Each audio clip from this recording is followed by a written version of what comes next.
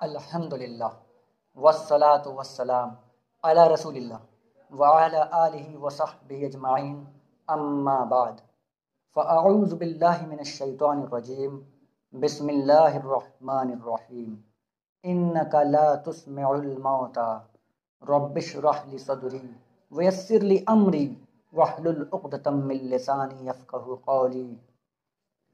محترم حضرات، میں آپ سب کا اسلامک طریقے سے خیر مقدم کرتا ہوں۔ السلام علیکم ورحمۃ اللہ وبرکاتہ۔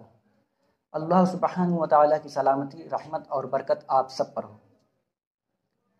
میرا آج کا موضوع ہے، کیا مردے بھی سنتے اور بولتے ہیں؟ تو سب سے پہلی بات، مردے مطلقاً نہیں سنتے ہیں۔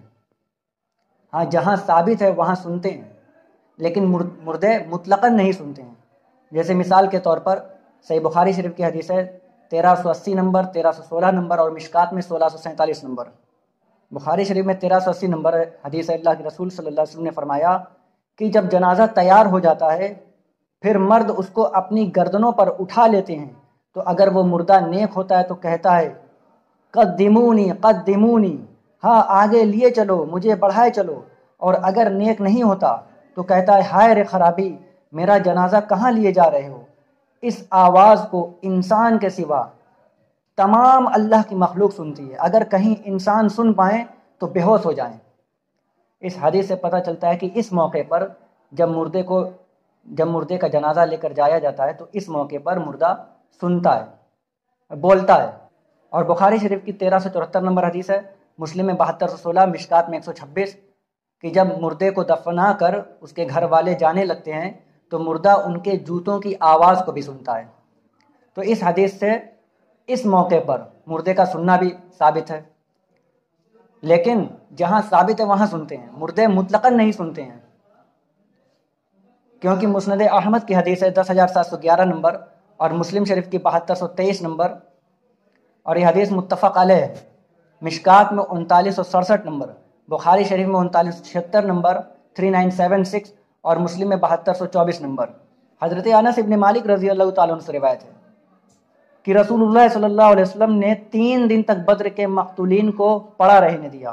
پھر آپ صلی اللہ علیہ وسلم گئے اور ان کے پاس کھڑے ہو کر ان کو پکار کر فرمایا، اے ابو جہل ابن ہشام، اے امیہ ابن خلف، اے عتبہ ابن ربیعہ، اے شیبہ ابن ربیعہ، کیا تم نے وہ وعدہ سچا نہیں پایا جو تمہارے رب نے تم سے کیا تھا؟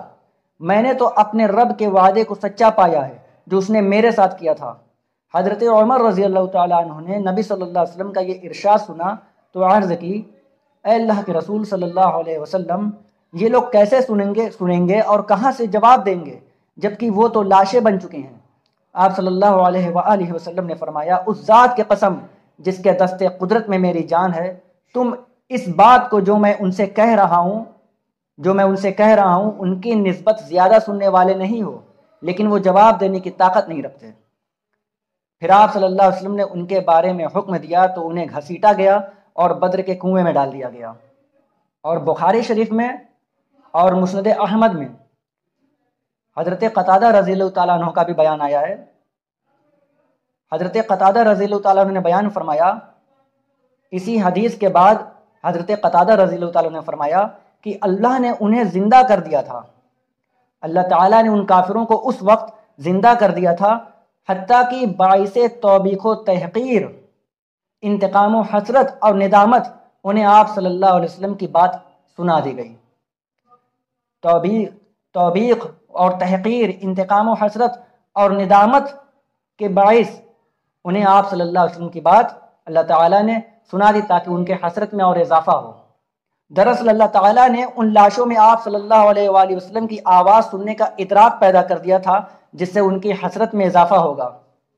تو اس موقع پر اس وقت اللہ تعالیٰ نے اللہ کے رسول صلی اللہ علیہ وسلم کی آواز کو ان کو سنا دیا تاکہ ان کی حسرت میں اضافہ ہو، کیونکہ مردے مطلقاً نہیں سنتے ہیں، ہر وقت نہیں سنتے ہیں۔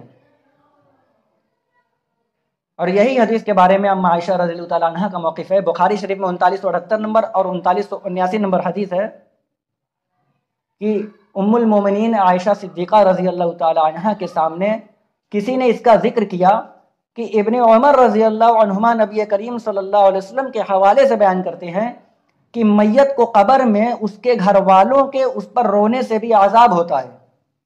اس پر ام المومنین عائشہ صدیقہ رضی اللہ عنہا نے کہا کہ آپ صلی اللہ علیہ وسلم نے تو یہ فرمایا تھا کہ عذاب میت پر اس کی بدعملیوں اور گناہوں کی وجہ سے ہوتا ہے، اور اس کے گھر والے ہیں کہ اب بھی اس کی جدائی پر روتے رہتے ہیں۔ اور اما عائشہ رضی اللہ تعالیٰ عنہ نے کہا کہ اس کی مثال بالکل ایسی ہی ہے جیسے رسول اللہ صلی اللہ علیہ وآلہ وسلم نے بدر کے اس کنویں پر، قلیب بدر پر کھڑے ہو کر جس میں مشرکین کی لاشیں ڈال دی گئی تھیں، ان کے بارے میں فرمایا تھا کہ جو کچھ میں کہہ رہا ہوں یہ اسے سن رہے ہیں۔ تو آپ صلی اللہ علیہ وسلم کے فرمانے کا مقصد یہ تھا کہ اب انہیں معلوم ہو گیا ہوگا کہ ان سے میں جو کچھ کہہ رہا تھا وہ حق تھا۔ یعنی اما عائشہ رضی اللہ تعالیٰ عنہ یہ فرما رہی ہیں کہ یسمعون کا معنی یہاں پر ہے یعلمون، وہ سن رہے ہیں، یعنی انہوں نے جان لیا، اب انہیں معلوم ہو گیا ہوگا کہ ان سے میں جو کچھ کہہ رہا تھا وہ حق تھا۔ پھر انہوں نے اپنی اس بات کی دلیل میں 2 آیات کو کوٹ کیا۔ سب سے پہلی آیت کوٹ کی سورہ نمل سورہ نمبر 27 آیت نمبر 80 کی، اِنَّكَ لَا تُسْمِعُ الْمَوْتَى، اے نبی صلی اللہ علیہ وسلم آپ مردوں کو نہیں سنا سکتے۔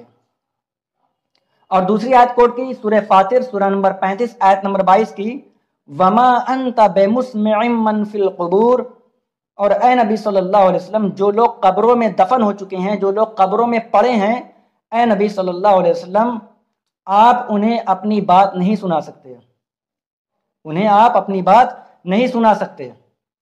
عائشہ رضی اللہ عنہا نے کہا کہ آپ صلی اللہ علیہ وسلم ان مردوں کو نہیں سنا سکتے جو اپنا ٹھکانہ اب جہنم میں بنا چکے ہیں۔